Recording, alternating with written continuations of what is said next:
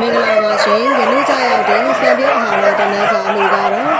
24ရက်6လ2021ခုနှစ်မှာဘဝတစ်ပါးဖူးပြောင်းသွားရှာတော့ကွယ်လွန်သူမိခင်ကြီးတော်ဗီဒီရောင်းအားကြီးပြီးတော့သမီးဖြစ်သူမအေးမွန်ကြီးမှလူရန်ပေးသွားတာဖြစ်ပါတယ်ရှင်တာရုပါရှင်ယခုလိုမျိုးအပေကဒုက္ခိတပရိစ္ဆာန်လေးများအပေါ်မှာကြီးစွာသောစေတနာထားပြီးစံပြုတ်တလက်ဆောင်လူရန်ပေးတဲ့အတွက်ယခုပြုသမျှကုသိုလ်ကောင်းမှုအစီအစဉ်တွေကိုဘဝတစ်ပါးကူးပြောင်းသွားရှာတော့ကွယ်လွန်သူမိခင်ကြီးတော်ဗီဒီရောင်းပဲ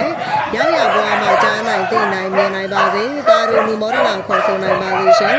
ယခုပြုသမျှကုသိုလ်ကောင်းမှုအစီအစဉ်တို့၏ဖို့ပါကကြောင့်ကွယ်လွန်သူမိခင်ကြီးတော်ဗီဒီရောင်းလည်းကောင်းရမွန်ရမြင့်မြတ်ရာဘဝကိုရရှိပါစေရှင်ဒီကောင်းမှုကုသိုလ်တို့သည်နိဗ္ဗာန်မရောက်မီဆက်ကြတန်တရားကျင့်လျာတခြားအင်အားကောင်းသောအထောက်ပံ့များဖြင့်စက္ကန့်မလတ်အကျိုးပေးကြပါစေရှင်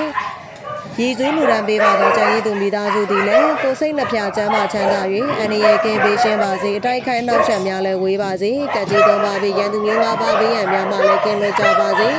ဆရာကောင်းသမားကောင်းသူတော်ကောင်းတို့မှလည်းချစ်ခင်ဆောင်ရှောက်ကြပါစေ